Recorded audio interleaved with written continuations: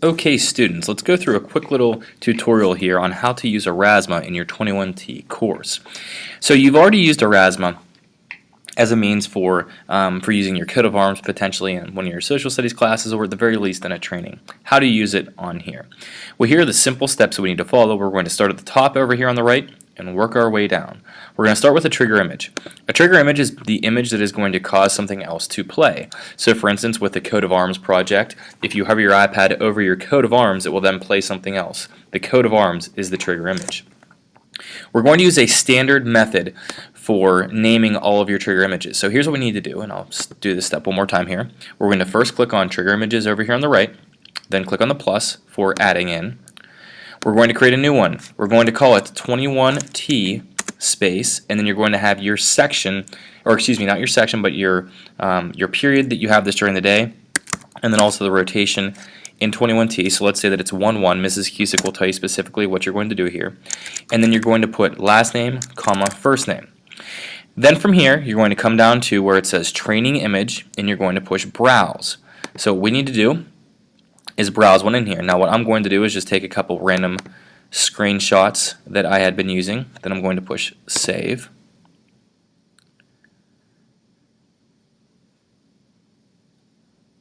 Now if that happens to you, that's not good, but we're going to leave it alone here just for the purposes of saving this. I'm using one that Aurasma uses as their little sample here. So nonetheless, this would be the trigger image. In other words, if we hovered over the picture of the Mona Lisa, what will we want to show up? That's how this works. That's adding in a trigger image. Now we're going to go down the line here. Now we need to add in an overlay. We're going to push add again, and we're going to use the exact same title. So we're going to call this 21T space 11 space Wilson, comma, Brad. There we go. I'm going to upload. You're going to be using a video. I'm just going to be doing an image here just for the sake of this to make it quick, but you would want to keep yours a video, and also you would want to eliminate the loop overlay for yours. But I'll add this in just so that we can show you how it works. Push save, and then it's showing, okay, this is the image that instead is going to show up, so it's an avatar version of the Mona Lisa. So theoretically, if you hovered over it, this is what we would want to show up. The only problem is we haven't yet connected them, so we need to go one more step here. Now we are not going to do anything with the channel here, so we're going to skip from overlay, going down to auras. So now we're going to click on auras, and you guessed it, we're going to push add again. The first thing we want to do though, we're not going to do the overlay first, we're going to come up here to aura details. We're going to name it, and this one we're going to call again 21T 11 comma Brad. Now I can do my trigger image search. Now for the beginning classes, yours will probably show up right away. In case it doesn't though, here's what you can do. If you type in 21T space 11, then you will find everything that you have there.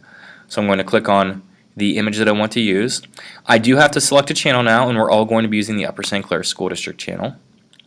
I'm now going to minimize that box here. Now we need to add an overlay. The overlay that we want to add in to make connect to that specific trigger image is, you guessed it, 21T space 11, and then there we go. Now we can find Brad Wilson again, and now that's saying, hey, this is what's going to appear over top of it. See, if I drag it over here, I can actually see it. For later purposes, you will be able, just so you know, to kind of mess with this and change the orientation, if you would like.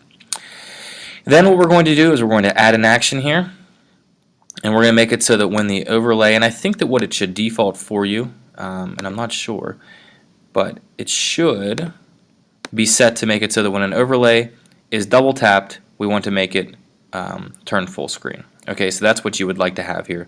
Double tapped, full screen. If we push save, we're now good to go. So if I were to hover over, and I'll open up the picture for you just to show you this really quickly here. If I were to hover over this picture